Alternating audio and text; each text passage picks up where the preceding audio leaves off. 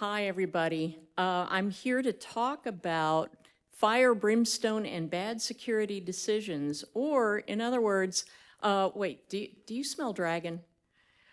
You know how you're in a campaign and you're going someplace and you start to smell dragon and you start realizing that maybe you took a wrong turn. I used to play D&D in my 20s with a group of young men, and they had a much higher risk tolerance than I do. So we'd be going along and, we'd be hearing something bad about a cave. They'd all decide to go in the cave, and I'd be like, I'm going to wait right here. They'd all get killed, and then I'd have to sit there while they rolled up new characters over and over again, which is probably why I never really got into D&D.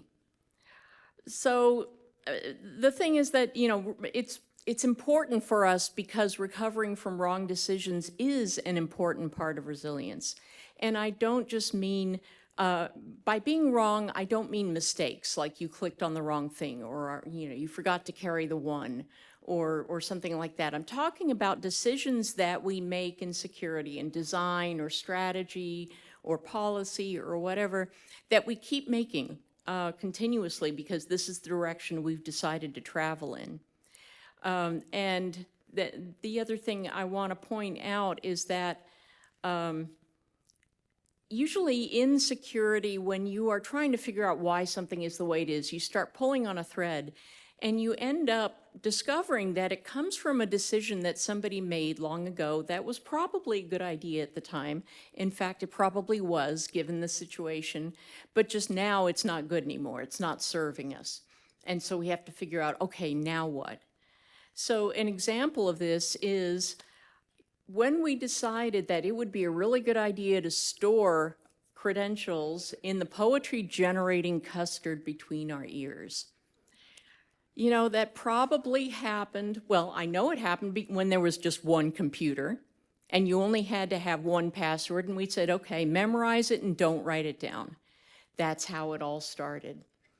And as you know, there are escalating consequences as a result of that original decision. Now we have hundreds of accounts, and at some point, somebody figured out that it took 90 days to crack a password, and therefore we should be rotating those credentials every 90 days. And that became an audit standard for a really long time, and think about how long it took us to get rid of that. Because it does not take 90 days anymore. We have rainbow tables. We have passwords stored in the clear on sites where they can just be scooped up by attackers. There is no point in a lot of the rules and policies that came, as a result of that. It turned into make them longer, make them more complex, don't use the same ones everywhere. And before you know it, upsprung a whole part of the industry around password managers. Hello, 1Password being one of them. We wouldn't have a job if it weren't for the fact that we are now trying to shield users programmatically from those passwords and from the accretion of all of that as a result of this one decision way back when. So this is the sort of thing I want to talk about today because I think it's not incident response in that it's not something on fire, it's a slow burn, but we are all being burned by it all the time. The other thing that I want to make clear is that I want to talk about us being wrong, me being wrong, not other people being wrong. Because unfortunately, we also have a whole part of the industry dedicated to what I call scanning and scolding. Like, ooh, you missed a spot. Oh, I found this thing that's broken that you need to fix. Good luck. Or here's a fix. Have fun. I'm out of here. Here's a patch. Just patch. So if you're in that line of work, I'm sorry, but as somebody who was born and bred blue team and has been working in this for decades, it's really annoying to have just a whole bunch of people pointing out what's wrong with me, what's wrong with the decisions that I've made, and then going, yeah, well, we're going to come back and check on you again. That's not helping. That's being helpy. Please don't say, oh, I'm helping you improve if the only thing that you're doing is pointing out what they're doing wrong. Let's turn our focus inwards and think about what we're doing wrong, just for the purposes of this talk. So how do we recognize when we've made a wrong decision? I want to talk about what I consider to be our original sin, which is antivirus. Somebody decided, oh yes, this could be exploited. We'll just fix it in a different piece of software instead of fixing the original software. And thus was born I think it's $20 billion industry now. It depends on, which analyst you quote, but $1 billion industry around having security separate from the thing that it's trying to secure. Just insane. The ongoing cascading consequences of that decision are why we're all here today, pretty much. And if you want to argue about this with me, I would love to argue. Let's go out on the patio and have a good knockdown, drag-out fight. So how else do we recognize a wrong decision? Well, first of all, if the environment or the situation changes, think about anything that you've decided to do and say, well, okay, now we've been acquired by this large company, things are different.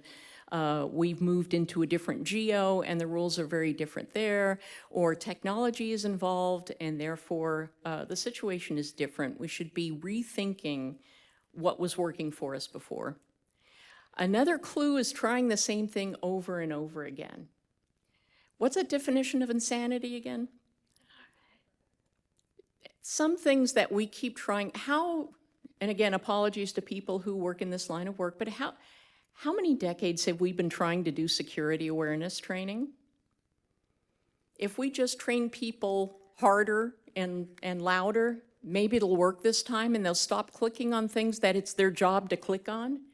Why did we decide that this was the way to handle it? Why do we decide, again, that what security awareness really is deploying block lists, dynamic block lists, into the poetry-generated custard of our employees, expecting them to be the front line of defense and storing these things in their brains that change all the time? We know how well block lists work or don't work. We know how well memorization works or doesn't work, especially among populations. Why are we still trying the same thing over and over again?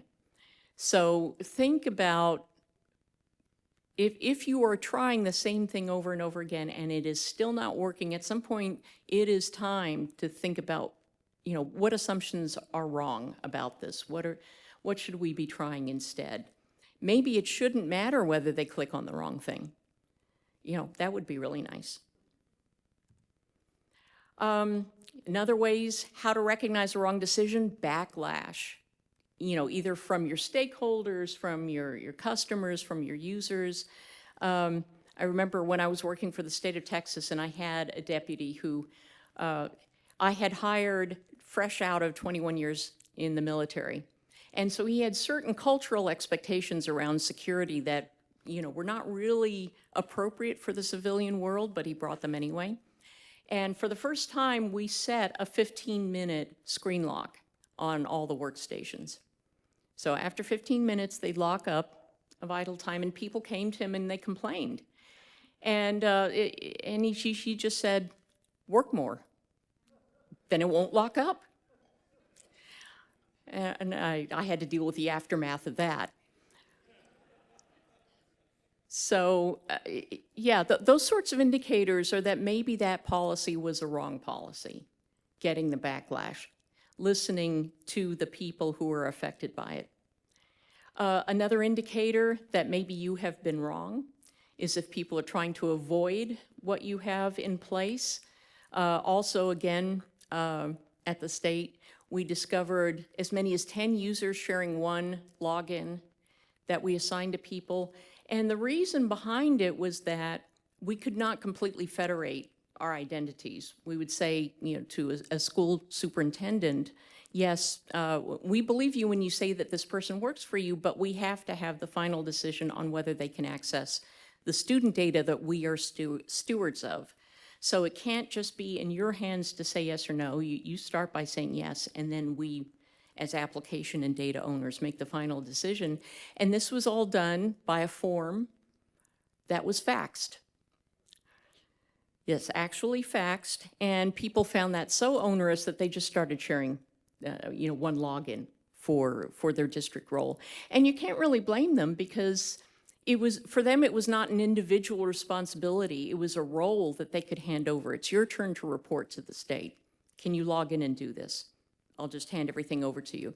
And we would discover this if one person forgot the password and called into the help desk and we changed it, then 9 other people would call us and say, I can't get in. And that's how we found out.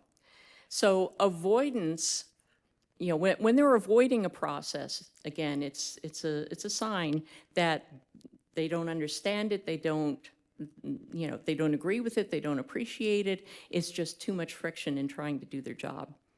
Evasion, I'm sure you've seen people evade security controls and share hacks with each other about how to do that. And then exceptions, because for every policy, there's an equal and opposite exception. That's my law. Somebody named it Nather's Law a long time ago, so I'm just going to go with it.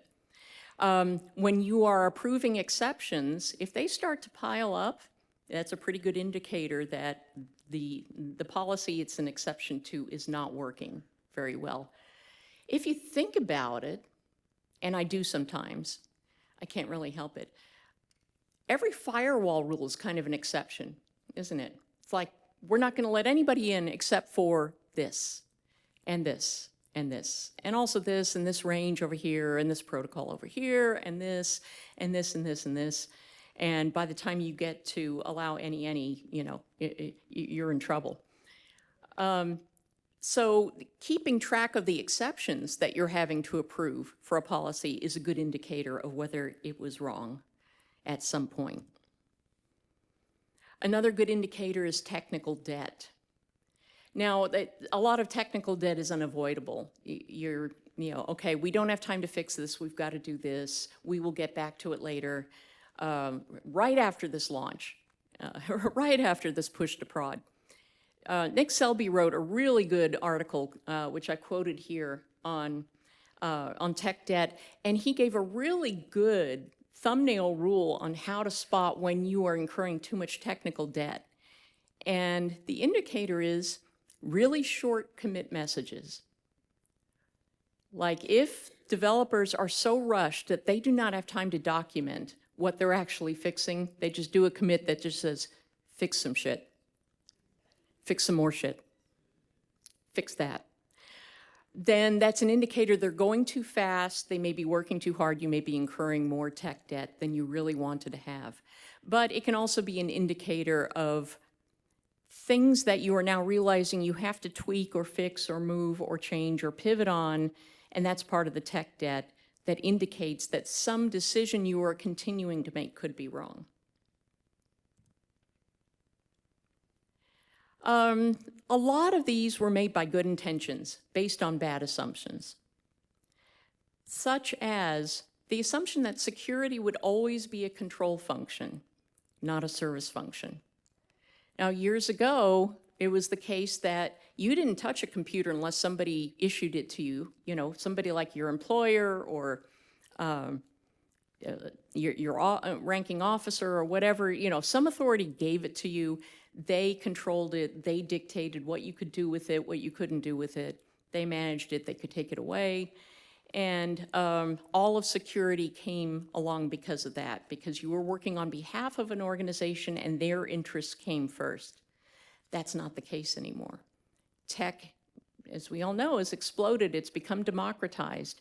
And security needs to be democratized as well.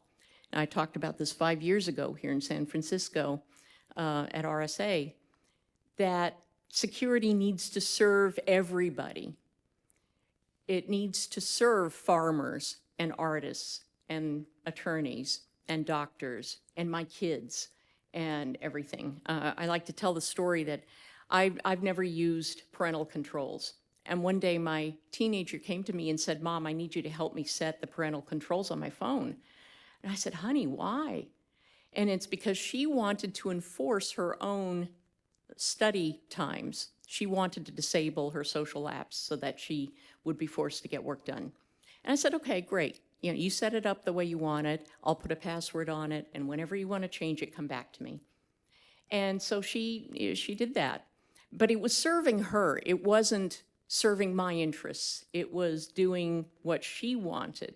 And that's what I think security should be able to do for everybody. But if you think about all of the security controls that we have now and the efforts that we make are still for the purpose of protecting the interests of some authority or organization, not what the people need from security. So think about that as well. Another assumption is that everybody should understand it the same way. When I got into tech, mumble, 40 years ago, hi fuzz face, I just discovered today that somebody I talked with online, we actually met one time 40 years ago at a party. That was pretty scary.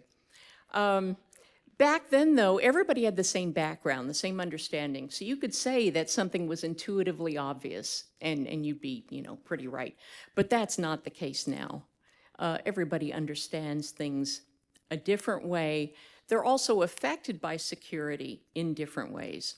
One example, and this blog post by Maggie Engler, I think is wonderful. She talks about the people who are affected by zero trust policies because they are homeless, because they only have one phone that they share amongst their family, and multi-factor authentication is just not going to work for them. Tracking one device, they don't have a device, they go into the library and they use whatever's there. So a lot of the strategies that we are used to using today are assuming things about our user base that just don't work. When I was working for Duo, I learned that apparently in India, they disable the phone SMS service overnight because there's so much SMS spam, which means that if you're using SMS for authentication, it's not going to work overnight. So all these sorts of things that we discover that aren't necessarily so have led to things that we now have to backtrack on. Another thing, and this is a really good place, I think, to talk about this being in the Bay Area, don't assume you're the first one to have thought of something. I'm sorry, all the analysts are going, yeah! When I was an analyst, I talked to literally hundreds of vendors. There is very little new under the sun. And if you come to me and say you're the first or the only to be doing something, I'd immediately want to prove you wrong, and 9 times out of 10, I could. Now, that doesn't mean that you shouldn't, come up with things or reapproach things that didn't work well. They were tried 10 years ago, they didn't work, but now the tech's evolved, we've learned a lot. We're going to try again, and we're going to try it another way. That's great. Just make sure that you do your homework and that you understand that a lot of people have tried a lot of things before. And also, somebody thought or assumed that it would be a great idea to make assertions without fact-checking. Yes, this is a subtweet. If you ask ChatGPT for my bio, it will claim that I worked for the NSA. I have never worked for the NSA. And this is where you make the joke about, well, of course she has to deny that she worked for the NSA. No, I mean, my bio is everywhere. Why couldn't it just go scrape LinkedIn and just throw it out there? No, it had to make stuff up. And I guess statistically speaking, if you are a woman with a certain background in cybersecurity, at some point you will have worked for the NSA because that's what it claims. So, but think about as tech is evolving, as our attitudes are evolving, as we are dealing with the cultural implications of something like this, that not only, are people making assertions without fact-checking, or they're choosing their own facts, but also we are building technology that's doing that. Here's a random example. So I was at a committee meeting in DC, and I found somebody's cap, somebody's DARPA cap, left over after we had dinner, and I said, okay, I'm going to bring it back the next day, and I'm going to turn it into Lost and Found. And just for fun, I put it on, and a friend took a picture of me. It turned out the next day that actually the head of my committee had left that cap, and so I brought it back to him, and he said, no, you can keep it. So I still have it. I kind of feel like it's stolen valor to wear it, though, because I've never worked for DARPA, but I uploaded this to an AI model, and everything that it assumed about me is all based on the fact that I'm wearing a DARPA cap. And, you know, everything from the assumptions about my salary range, things I would be interested in, my political leanings, my religious leanings, everything is based on my wearing that DARPA cap. And also the assumption that therefore I must be in the National Energy, what is it, National, can't even read this, Renewable Energy Laboratory. Actually, it's the third floor atrium in the National Academy of Sciences Keck building, but whatever, we'll let that go. And I don't know why it says I radiate an eerie joy. I still haven't figured out that part. But you can see all of the results based on that one assumption, the thing that I just wore a borrowed cap. And if you think about how that affects everything that we decide in security, the strategies that we make, how many of those go to an assumption that was well-intentioned but just didn't work out? At least they're saying that they can sell me a whole lot more DARPA swag. So, you know, so that's good. The other thing that we don't want to assume is that every user is having a good day. Now, I know this is kind of my Clint portion of the keynote. I already mentioned things like people who are, you know, people who are homeless, who do not have the equipment that we assume that they must have in order to function with our security controls, and who can't get away from that tech anymore. You can't apply for a job anymore without going online and being verified in some way. There is so much going on now with artificially generated resumes flooding HR that they have to defend themselves by also using automated screening of resumes. So there's this battle going on, and people who are, you know, searching for jobs are getting stuck in the middle of it. But there's also the group of people that Lee Honeywell describes as being cognitively vulnerable. And she kind of means the sort of people who tend to fall for online scams. Unfortunately, that often also equates to being old, and as an old person, I kind of resent that. My kids, one of my kids complained that I knew too much about tech, and I wasn't supposed to because I was the wrong generation. And I said, honey, who do you think built the internet? So, yeah.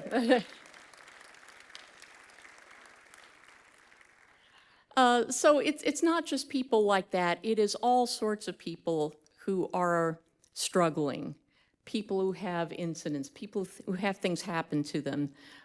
Clint talked about some of this yesterday. People who are suffering from mental illness.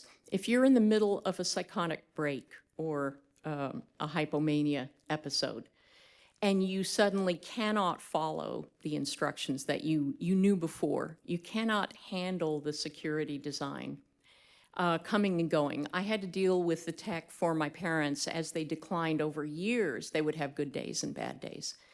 And so I had to set things up so that I could say, Mom, you look tired. Do you want me to just log in and pay the bills for you today?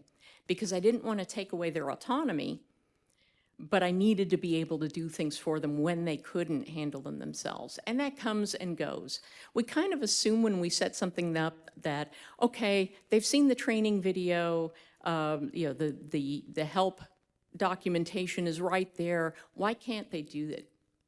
So I'm going to share something that I've only talked about in public one more time, last weekend.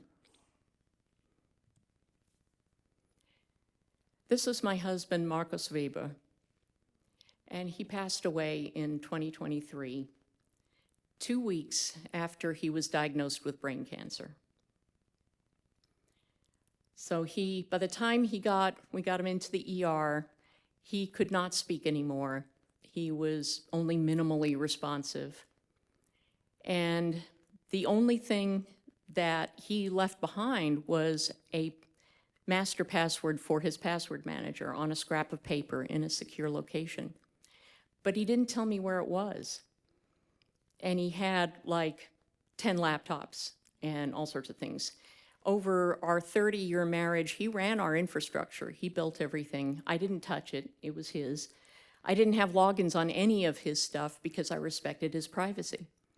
So when he was gone, you know, we were both sysadmins when we met. We both had the same background.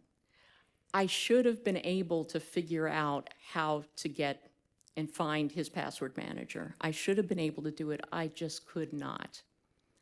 And I struggled. I struggled a lot. And finally, I messaged a friend and said, is there anybody at Austin Hackers Anonymous that I could hire to help me with this? And he said, oh, I can come over after work on Thursday. So he came over. That friend is HD Moore. HD, are you in here anywhere? Thank you, HD. So, you know, being HD, he broke into everything for me. He went brow, brow, brow, and just, you know. He cracked everything. He mapped everything with Run Zero, the whole network. We had 12 Raspberry Pis in a cluster. I don't know what they were doing. I still don't know. He had all sorts of stuff. This is a picture of part of it that he had set up and run. So HD set up everything for me. He cracked the passwords, he reset them. He said, here, I set up a VPN for you because I was living in Colorado at the time. Said, you can log in at any time, just download the client. I still couldn't do it. There was something in my mind that just blocked me. And a year went by. And I would come back to this house and look at this every month, and I still could not touch it. Because it was the last part of him. You know, if you work on something, if you build something over years, it's a reflection of your mind, it's a reflection of your soul. It's so much of you is in there, is in the technology that you've set up. And that was the only part of him that was left, running in an empty house. And I should have been able to deal with it, and I couldn't. So another friend of mine, Pablo Brewer, finally came down to Austin, and he laid hands on keyboard and started doing the backups for me, which would get me to the point where I could start going through what we needed, migrating what we needed, and then finally shut the last part of him down. So everybody has really bad days or months or a year or longer, where what we expect from them implicitly in their part of security is just not going to happen. I think there are 4 laptops in this picture, if you can find them somewhere. Some of them are under other things. He had like 8 or 9 of them, I don't know. And there was another row of servers behind me where I was taking the picture. This is not everything. Oh, and also he ran our email server. And yes, while I was being interviewed about it, our email server was in the bookcase behind me, our own being run right there.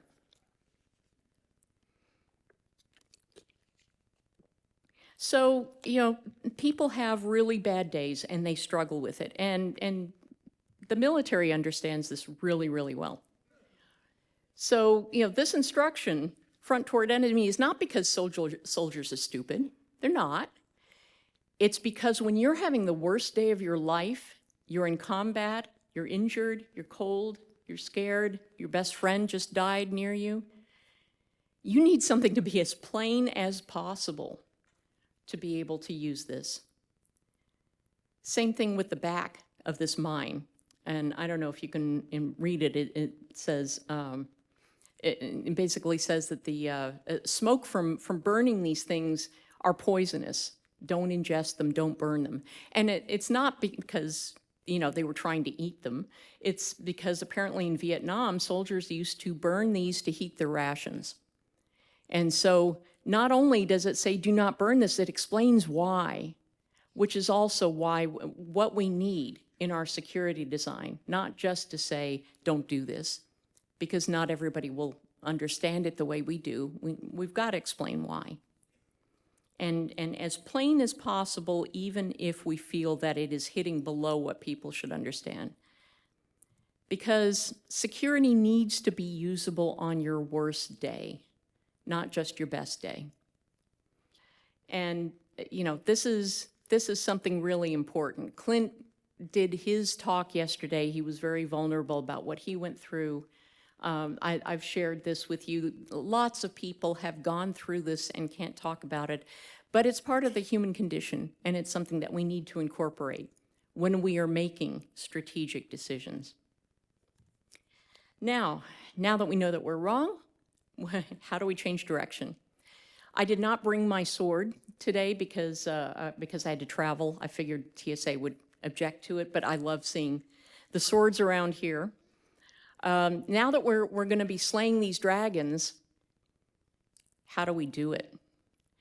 Well, first we've got to get through or past our own minds. It's really hard to admit when we're wrong. The ego gets in the way. There's also the sunk cost fallacy, which also comes from technical debt. Okay, it's going to cost too much to fix this. We're just going to burn it down and start again.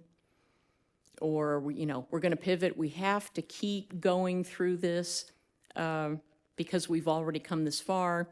Lots of fears about external reactions. We're so external driven, and some of them are very legitimate fears, but at the same time, if we believe that we need a change of direction, then we have to be brave enough to say, look, this was a good idea at the time. It's not anymore. We're going to move in this direction. We're going to move on.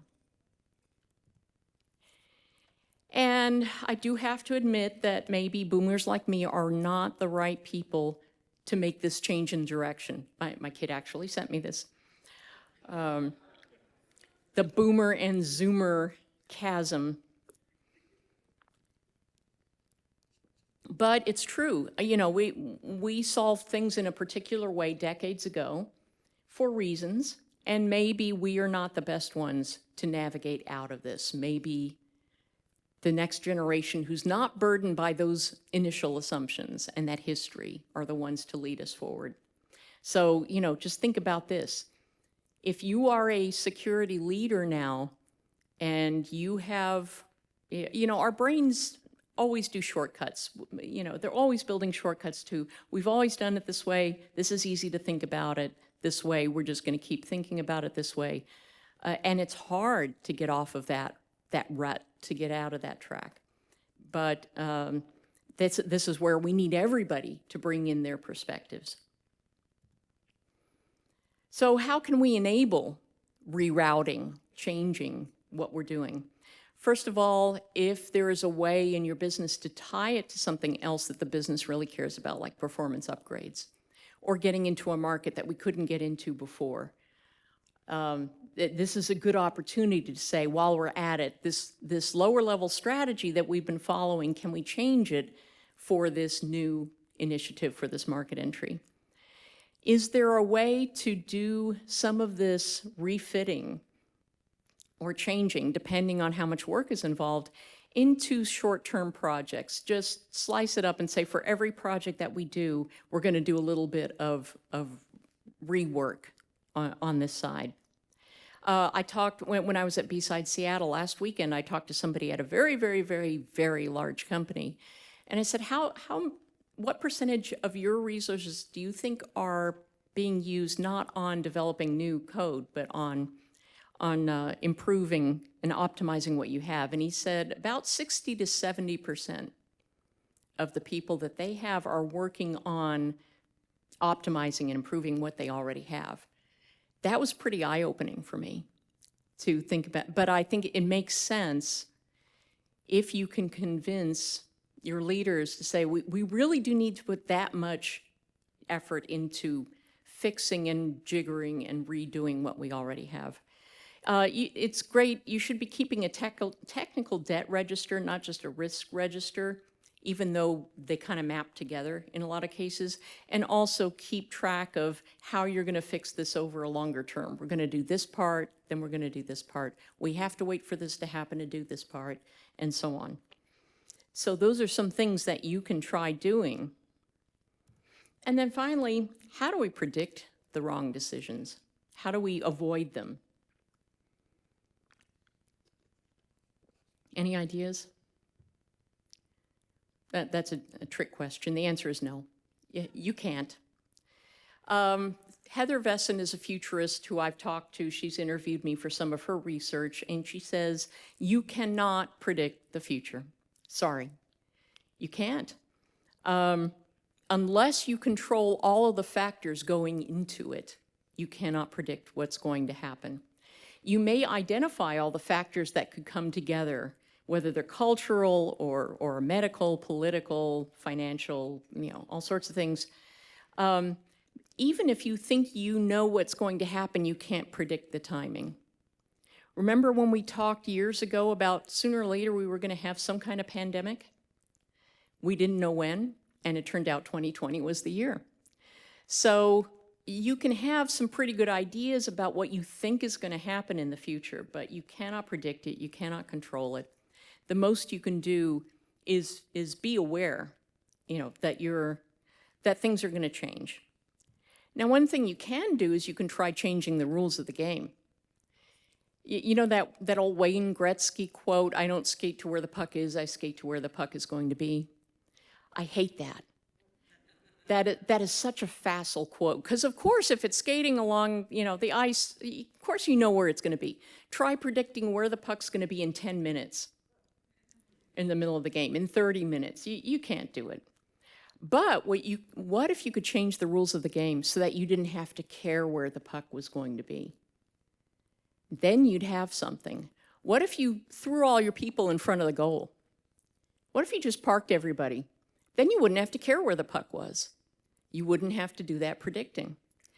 Now, of course, that's not the point of the game. The point of the game is to score points. So that's not really an appropriate solution. But I'm just saying, look at your assumptions when you're doing these things. And if you're worried about, well, we don't know if this is going to happen, figure out whether you can change it so you don't have to care. Think about those rules of the game. Now, let's talk about how we're going to put things in place to be able to recover from wrong decisions going forward. Even if we don't know what they're going to be, we can't predict them. We know there are going to be some, we just don't know which or when. First of all, let's try emphasizing agility over specificity. And by this I mean, yeah, we don't know exactly, we're going to do these things, but we might change our mind later. We're going to see how this plays out, and then we're going to pick something more specific. I don't know if you've seen the diagram that shows the difference between precision and accuracy. Precision is getting all the bullet holes in the target around in the same area, and accuracy is actually getting them in the middle of the target where the bullseye is. They're two different things. So try for less precision. It's going to be hard to do accuracy, but if you emphasize agility and say, we're going to do these things, and then we're going to see how it goes, and then we're going to do the next step of planning, instead of trying to do it all. When I was working for the state, I had to do a budget, a biannual budget, so I had to predict what we were going to spend on for the next 2 years. I had no idea what's going to come out in 2 years, what new technology, what new attacker techniques, what circumstances, no idea at all. So you have to do things maximally agile to be able to say, we are going to change this, we just don't know how. The other thing is to work in the ability to do incremental changes and to do rollbacks. Whoa, that didn't work. Let's roll that back immediately. So being able to put in the ability to react into what you're designing, what you're building. We're going to roll out this new policy. We know it might be wrong. How can we recover from it really fast? Another thing I'd encourage is a lot of people do success criteria, but let's try to do failure criteria too. This is how we're going to know if it's going wrong, and ideally as early on as possible. How do we know if this is not working as opposed to whether it is working? And also, please don't just measure everything using numbers. I know quantitative analysis is such a thing. People love numbers. Those who, you can't manage what you can't measure. That's not true. That's not true at all. You can see immediately things that you can't measure that are going wrong, that are not working. You can feel the frustration when you're trying to deal with an interface that's badly designed. You know something is wrong, but you can't say, oh, this is 5 or whatever. When I was working for a Swiss bank, I had the head of equities come to me and say, if I plug this modem in, how much more insecure are we going to be? And I said, I don't know, 5? But that's the way he thought. And so I did a nice Excel spreadsheet with a graph, even though those were ex rectus numbers. But he wanted to see numbers. So I said, okay, I think this is where we're going to be if you plug this in. You do not have to measure things in order to know which way the wind is blowing. Even the word measure implies numbers. You do not need to do that for everything. It's what we're in love with because it feels like we have more control, but there are lots of indicators that I've talked about earlier. How much backlash you get, how much avoidance you see, how angry people are, or whatever, that you've made a wrong decision.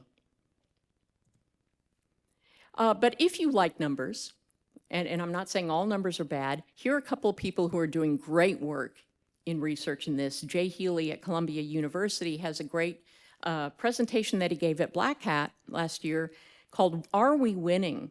How can we tell if, as defenders, if we are winning, if our security is getting better? And he does have metrics in there that you can actually use, but he has other indicators that are not measurable, like whether we see threat actor groups trusting each other less and less.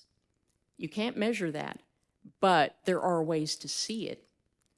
So think about that. Adam Shostak is doing this research from the perspective of, what if we treated this like an epidemic, as a public health issue? What indicators would we look at? So they have so much work that if you search for both of them, you'll find the body of work, and it's interesting reading. And then also beware of the one-way door. We discussed this inside of 1Password too. Is this a one-way door? Is this one where it's going to be prohibitively expensive to change your direction once we do this? And I love this picture because depending on how you look at it, it's either going into a sunny day with fall leaves and it looks beautiful, or it could be the flames of a dragon. You just don't know. It's really hard to tell what's on the other side of that door. You can also spend time planning for regulations and standards, even if you don't know what's going to come.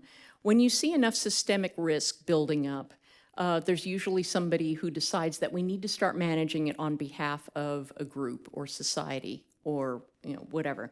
And that's where regulations come from. And they don't spring up overnight, despite what it might look like. It takes a long time. So even if you are at a startup that is small, you don't have your own attorney who can spend time paying attention to this stuff, do keep your ear to the ground, because if regulations or standards end up on the wrong side of what you have planned, it's going to be a problem for you. And also remember the cyclical nature of this industry. Things keep changing, they go up and down and up and down. There's been centralization, decentralization, centralization, depending on whether at any given time we have more network bandwidth, so we're going to shovel everything over to somebody else's computer, and oh no, that's too much data, we're going to bring some of it back, and the processor speed gets better, so we're going to do it locally, and now the bandwidth is high again, so we're going to shove it over there. There is centralized computing, distributed computing, cloud, you name it. It is always going to go up and down, so plan for that as well. Now, I want to leave you with the message that it's human to be wrong. We should be curious about what we're doing and whether it's working. It's like a really big experiment. It's hard to admit when we're wrong, but that's the only way that we're going to get through this as an industry. We are making this up as fast as we can. We're figuring this out. And it's called learning. It's a good thing. I saw a great sign by a researcher that said, of course we don't know what we're doing. It's called research. So, you know, everybody should try this. So I wish you a great rest of the day. Let's go out and learn together, and let's be wrong together. Okay? Thank you.